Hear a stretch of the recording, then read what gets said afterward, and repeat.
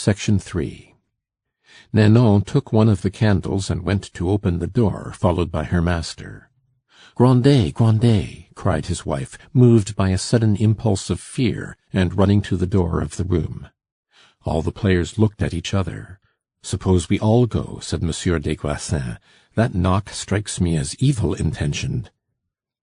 Hardly was Monsieur des Grassins allowed to see the figure of a young man, accompanied by a porter from the coach-office, carrying 2 large trunks and dragging a carpet-bag after him, than Monsieur Grandet turned roughly on his wife and said, "Madame Grandet, go back to your loto. Leave me to speak with monsieur."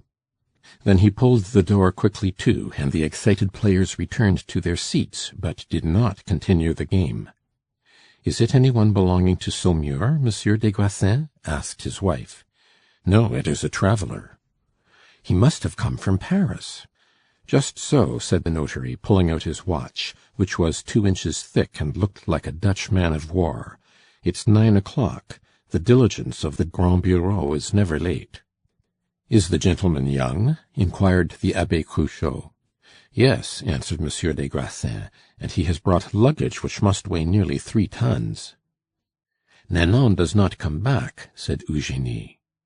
"It must be one of your relations," remarked the president. "Let us go on with our game," said Madame Grandet gently.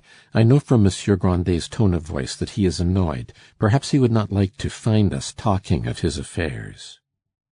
"Mademoiselle," said Adolphe to his neighbor, "it is no doubt your cousin Grandet, a very good-looking young man. I met him at the ball of Monsieur de Nucingen."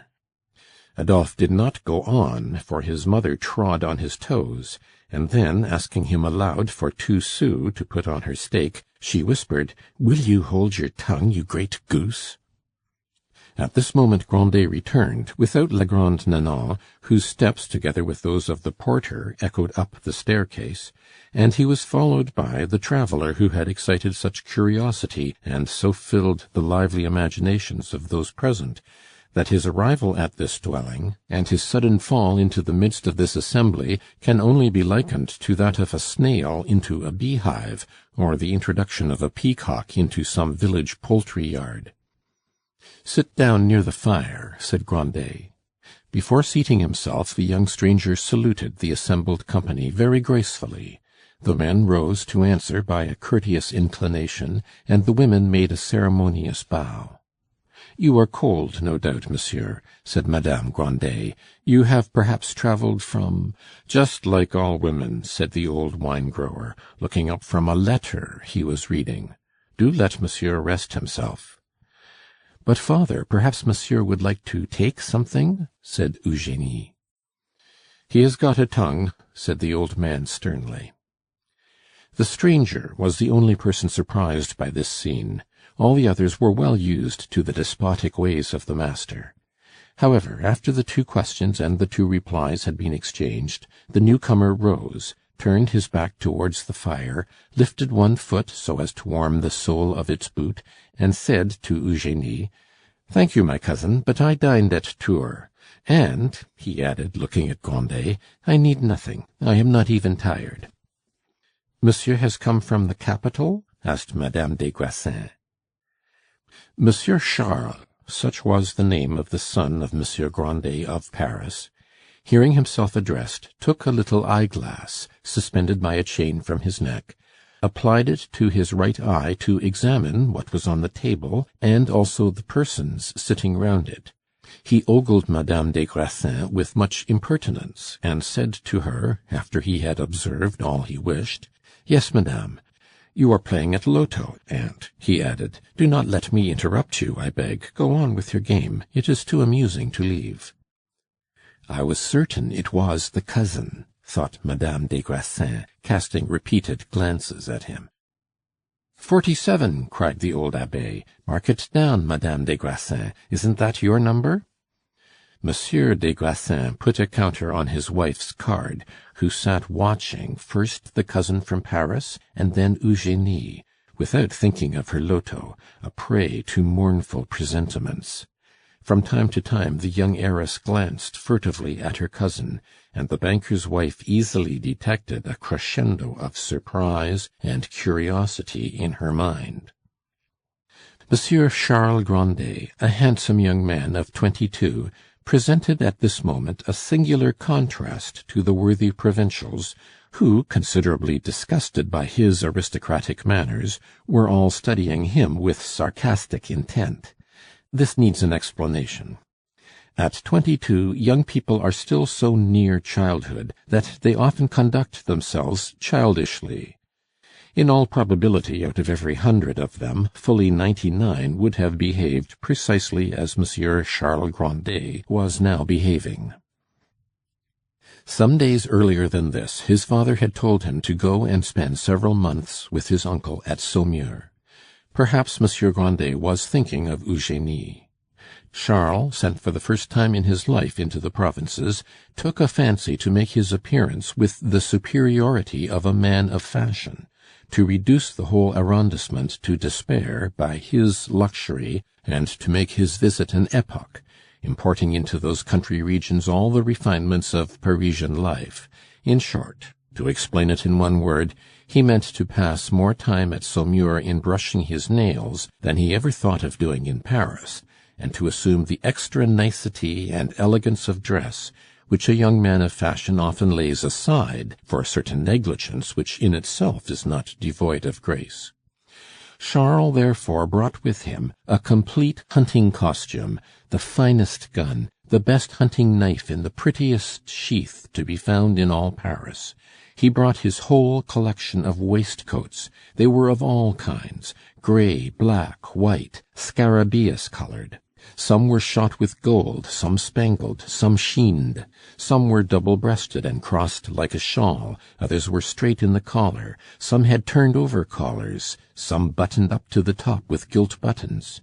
He brought every variety of collar and cravat in fashion at that epoch. He brought 2 of Buisson's coats and all his finest linen. He brought his pretty gold toilet set, a present from his mother. He brought all his dandy knick-knacks, not forgetting a ravishing little desk presented to him by the most amiable of women, amiable for him at least, a fine lady whom he called Annette, and who at this moment was travelling matrimonially and wearily in Scotland, a victim to certain suspicions which required a passing sacrifice of happiness. In the desk was much pretty note-paper on which to write to her once a fortnight. In short, it was as complete a cargo of Parisian frivolities as it was possible for him to get together, a collection of all the implements of husbandry with which the youth of leisure tills his life, from the little whip which helps to begin a duel, to the handsomely chased pistols which end it. His father having told him to travel alone and modestly, he had taken the coupe of the diligence all to himself, rather pleased at not having to damage a delightful travelling carriage ordered for a journey on which he was to meet his Annette, the great lady who, etc., whom he intended to rejoin at Baden in the following June. Charles expected to meet scores of people at his uncle's house, to hunt in his uncle's forests, to live, in short, the usual chateau life. He did not know that his uncle was in Saumur, and had only inquired about him incidentally when asking the way to Froidfond. Hearing that he was in town, he supposed that he should find him in a suitable mansion. In order that he might make a becoming first appearance before his uncle either at Saumur or at Froidfond, he had put on his most elegant travelling attire, simple yet exquisite, adorable, to use the word which in those days summed up the special perfections of a man or a thing. At Tours, a hairdresser had recurled his beautiful chestnut locks. There he changed his linen and put on a black satin cravat, which, combined with a round shirt-collar, framed his fair and smiling countenance agreeably. A travelling greatcoat, only half buttoned up, nipped in his waist and disclosed a cashmere waistcoat crossed in front, beneath which was another waistcoat of white material. His watch, negligently slipped into a pocket, was fastened by a short gold chain to a buttonhole. His grey trousers, buttoned up at the sides, were set off at the seams with patterns of black silk embroidery. He gracefully twirled a cane whose chased gold knob did not mar the freshness of his grey gloves, and, to complete all, his cap was in excellent taste. None but a Parisian, and a Parisian of the upper spheres, could thus array himself without appearing ridiculous. None other could give the harmony of self-conceit to all these fopperies, which were carried off, however, with a dashing air, the air of a young man who has fine pistols, a sure aim, and a net. Now, if you wish to understand the mutual amazement of the provincial party and the young Parisian, if you would clearly see the brilliance which the traveller's elegance cast among the grey shadows of the room and upon the faces of this family group, endeavour to picture to your minds the Cruchots. All three took snuff, and had long ceased to repress the habit of snivelling or to remove the brown blotches which strewed the frills of their dingy shirts and the yellowing creases of their crumpled collars. Their flabby cravats were twisted into ropes as soon as they wound them about their throats. The enormous quantity of linen which allowed these people to have their clothing washed only once in 6 months, and to keep it during that time in the depths of their closets, also enabled time to lay its grimy and decaying stains upon it. There was perfect unison of ill-grace and senility about them, their faces, as faded as their threadbare coats, as creased as their trousers, were worn out, shrivelled up, and puckered. As for the others, the general negligence of their dress, which was incomplete and wanting in freshness, like the toilet of all country places, where insensibly people cease to dress for others, and come to think seriously of the price of a pair of gloves, was in keeping with the negligence of the Cruchots. A horror of fashion was the only point on which the Grassinists and the Cruchotines agreed.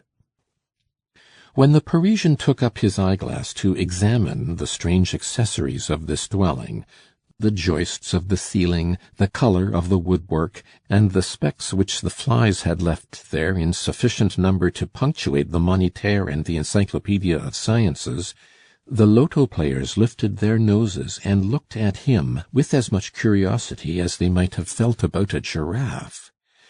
Monsieur des Grassins and his son, to whom the appearance of a man of fashion was not wholly unknown, were nevertheless as much astonished as their neighbours, whether it was that they fell under the indefinable influence of the general feeling, or that they really shared it, as with satirical glances they seemed to say to their compatriots, "That is what you see in Paris." They were able to examine Charles at their leisure without fearing to displease the master of the house.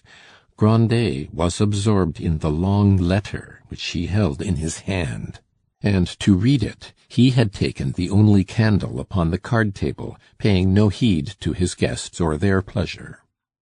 Eugenie, to whom such a type of perfection, whether of dress or of person, was absolutely unknown, thought she beheld in her cousin a being descended from seraphic spheres. She inhaled with delight the fragrance wafted from the graceful curls of that brilliant head. She would have liked to touch the soft kid of the delicate gloves. She envied Charles his small hands, his complexion, the freshness and refinement of his features. In short, if it is possible to sum up the effect this elegant being produced upon an ignorant young girl, perpetually employed in darning stockings or in mending her father's clothes, and whose life flowed on beneath these unclean rafters, seeing none but occasional passers along the silent street, this vision of her cousin roused in her soul an emotion of delicate desire, like that inspired in a young man by the fanciful pictures of women drawn by Westall for the English keepsakes, and that engraved by the Findons with so clever a tool that we fear, as we breathe upon the paper, that the celestial apparitions may be wafted away. Charles drew from his pocket a handkerchief, embroidered by the great lady now travelling in Scotland. As Eugenie saw this pretty piece of work, done in the vacant hours which were lost to love, she looked at her cousin to see if it were possible that he meant to make use of it. The manners of the young man, his gestures, the way in which he took up his eyeglass, his affected superciliousness, his contemptuous glance at the coffer which had just given so much pleasure to the rich heiress, and which he evidently regarded as without value, or even as ridiculous, all these things, which shocked the Cruchots and the des Grassins, pleased Eugenie so deeply that before she slept she dreamed long dreams of her phoenix cousin. The loto numbers were drawn very slowly, and presently the game came suddenly to an end. La Grande Nanon entered and said aloud, "Madame, I want the sheets for monsieur's bed." Madame Grandet followed her out. Madame des Grassins said in a low voice, "Let us keep our sous and stop playing." Each took his or her 2 sous from the chipped saucer in which they had been put. Then the party moved in a body toward the fire. "Have you finished your game?" said Grandet, without looking up from his letter. "Yes, yes," replied Madame des Grassins, taking a seat near Charles. Eugenie, prompted by a thought often born in the heart of a young girl when sentiment enters it for the first time, left the room to go and help her mother and Nanon. Had an able confessor then questioned her, she would no doubt have avowed to him that she thought neither of her mother nor of Nanon, but was pricked by a poignant desire to look after her cousin's room and concern herself with her cousin, to supply what might be needed, to remedy any forgetfulness, to see that all was done to make it, as far as possible, suitable and elegant. And, in fact, she arrived in time to prove to her mother and Nanon that everything still remained to be done. She put into Nanon's head the notion of passing a warming pan between the sheets. She herself covered the old table with a cloth, and requested Nanon to change it every morning. She convinced her mother that it was necessary to light a good fire, and persuaded Nanon to bring up a great pile of wood into the corridor without saying anything to her father. She ran to get, from one of the corner shelves of the hall, a tray of old lacquer, which was part of the inheritance of the late Monsieur de la Bertellière, catching up at the same time a 6-sided crystal goblet, a little tarnished gilt spoon, an antique flask engraved with cupids, all of which she put triumphantly on the corner of her cousin's chimney-piece. More ideas surged through her head in 1/4 of an hour than she had ever had since she came into the world. "Mamma," she said, "my cousin will never bear the smell of a tallow candle. Suppose we buy a wax one." And she darted, swift as a bird, to get the 5-franc piece which she had just received for her monthly expenses. "Here, Nanon," she cried, "quick!" "What will your father say?" This terrible remonstrance was uttered by Madame Grandet, as she beheld her daughter armed with an old Sèvres sugar basin, which Grandet had brought home from the chateau of Froidfond. "And where will you get the sugar? Are you crazy?" "Mamma, Nanon can buy some sugar as well as the candle." "But your father?" "Surely his nephew ought not to go without a glass of eau sucrée. Besides, he will not notice it." "Your father sees everything," said Madame Grandet, shaking her head. Nanon hesitated. She knew her master. "Come, Nanon, go, because it is my birthday." Nanon gave a loud laugh as she heard the first little jest her young mistress had ever made, and then obeyed her. While Eugenie and her mother were trying to embellish the bedroom assigned by Monsieur Grandet for his nephew, Charles himself was the object of Madame des Grassins' attentions. To all appearances she was setting her cap at him. "You are very courageous, monsieur," she said to the young dandy, "to leave the pleasures of the capital at this season and take up your abode in Saumur. But if we do not frighten you away, you will find there are some amusements even here." She threw him the ogling glance of the provinces, where women put so much prudence and reserve into their eyes that they impart to them the prudish concupiscence peculiar to certain ecclesiastics to whom all pleasure is either a theft or an error. Charles was so completely out of his element in this abode, and so far from the vast chateau and the sumptuous life with which his fancy had endowed his uncle, that as he looked at Madame des Grassins, he perceived a dim likeness to Parisian faces. He gracefully responded to the species of invitation addressed to him, and began very naturally a conversation, in which Madame des Grassins gradually lowered her voice, so as to bring it into harmony with the nature of the confidences she was making. With her, as with Charles, there was the need of conference. So, after a few moments spent in coquettish phrases and a little serious jesting, the clever provincial said, thinking herself unheard by the others, who were discussing the sale of wines, which at that season filled the heads of everyone in Saumur, "Monsieur, if you will do us the honor to come and see us, you will give as much pleasure to my husband as to myself. Our salon is the only one in Saumur where you will find the higher business circles mingling with the nobility. We belong to both societies, who meet at our house simply because they find it amusing. My husband, I say it with pride, is as much valued by the one class as by the other. We will try to relieve the monotony of your visit here. If you stay all the time with Monsieur Grandet, good heavens, what will become of you? Your uncle is a sordid miser who thinks of nothing but his vines. Your aunt is a pious soul who can't put two ideas together. And your cousin is a little fool, without education, perfectly common, no fortune, who will spend her life in darning towels." "She is really very nice, this woman," thought Charles Grandet as he duly responded to Madame des Grassins' coquetries. "It seems to me, wife, that you are taking possession of monsieur," said the stout banker, laughing. On this remark the notary and the president said a few words that were more or less significant, but the abbe, looking at them slyly, brought their thoughts to a focus by taking a pinch of snuff and saying as he handed round his snuff-box, "Who can do the honours of Saumur for monsieur so well as madame?" "Ah, what do you mean by that, Monsieur l'Abbe?" demanded Monsieur des Grassins.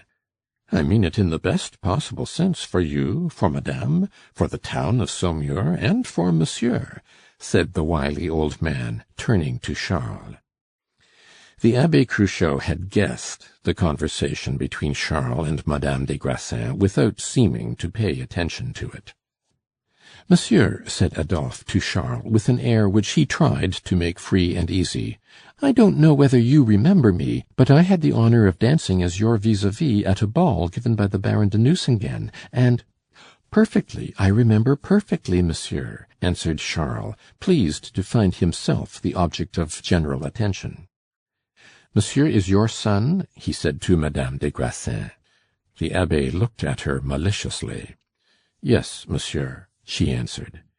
"Then you were very young when you were in Paris," said Charles, addressing Adolphe. "You must know, monsieur," said the abbe, "that we send them to Babylon as soon as they are weaned."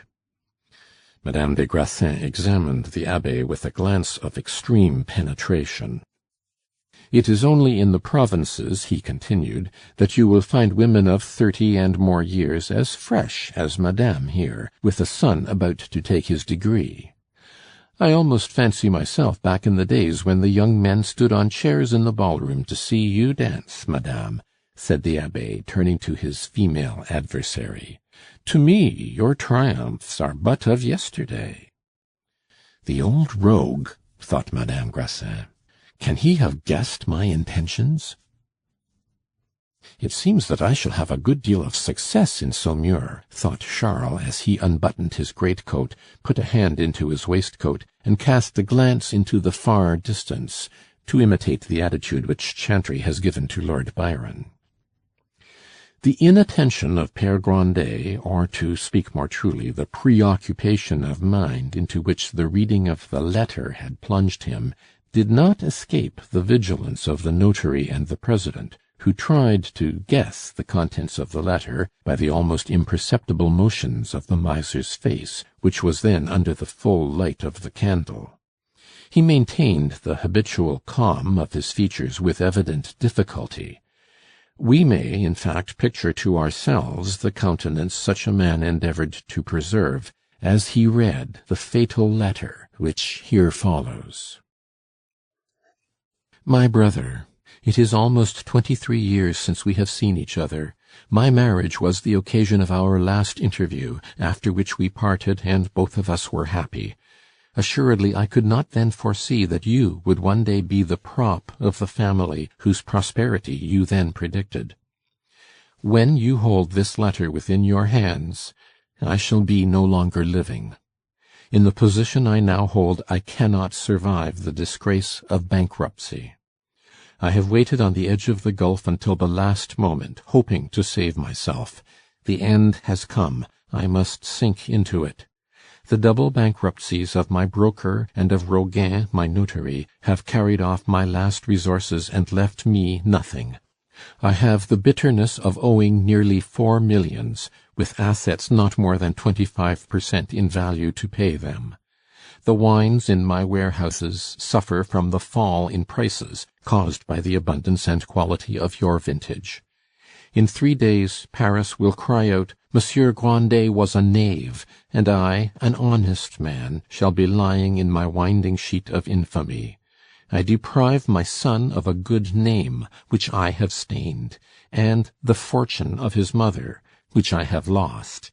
He knows nothing of all this, my unfortunate child whom I idolize.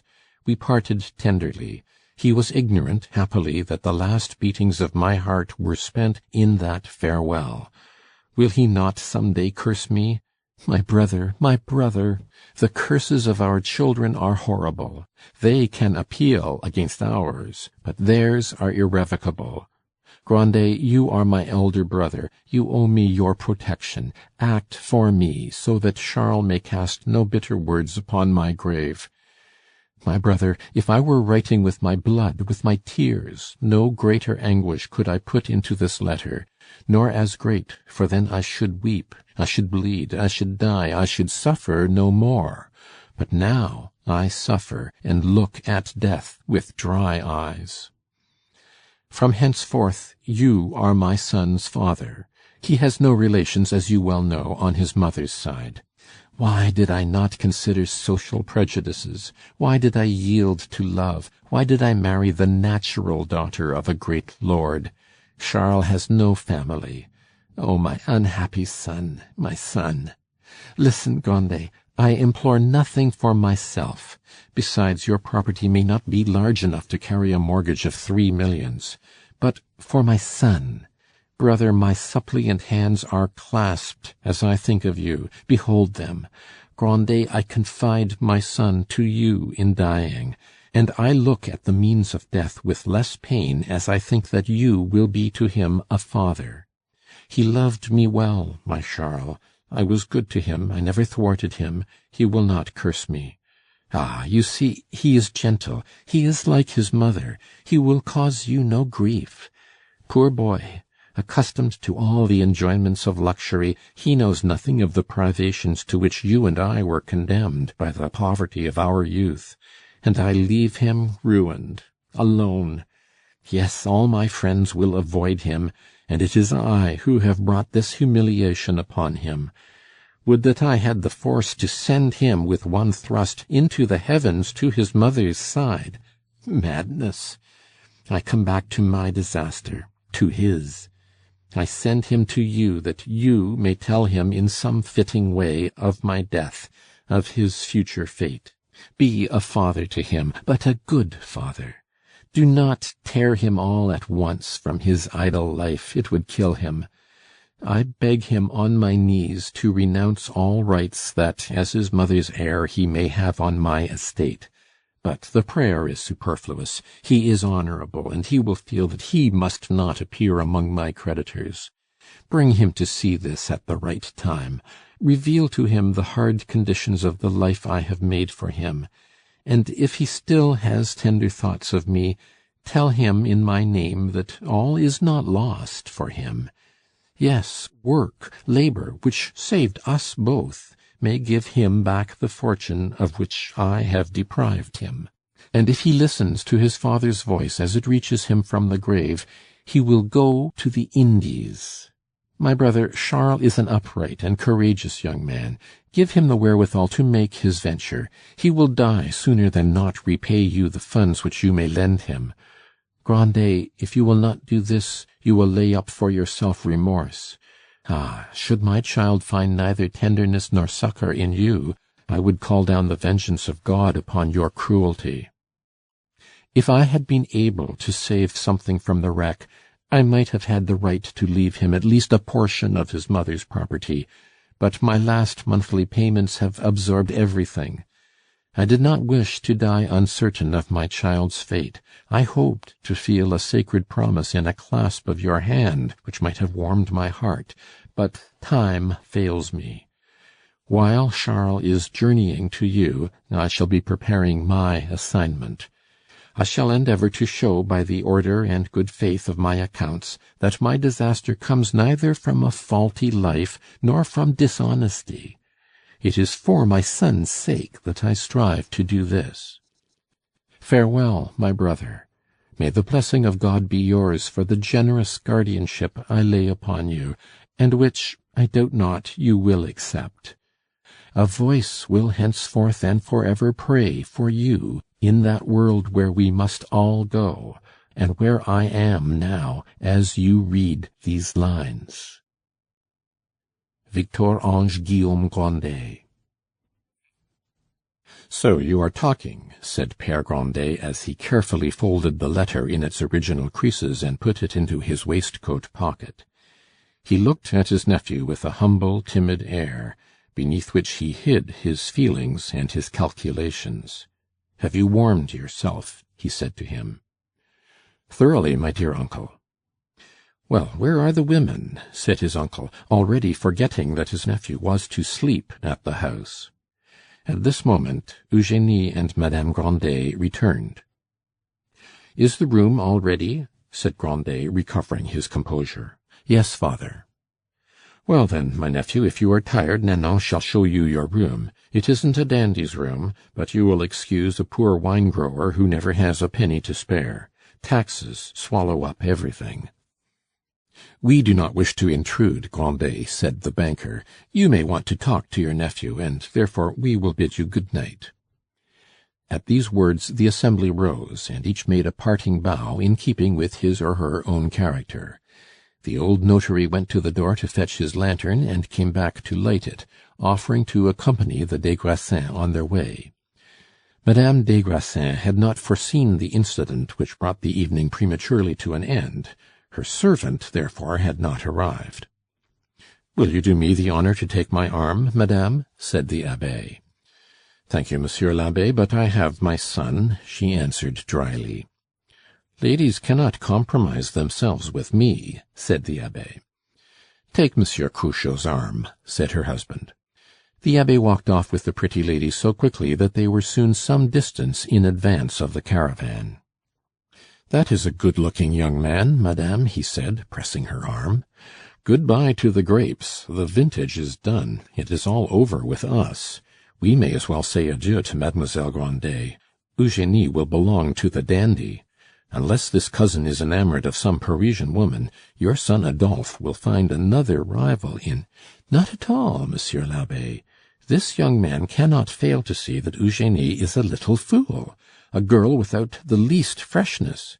Did you notice her to-night? She was as yellow as a quince." "Perhaps you made the cousin notice it?"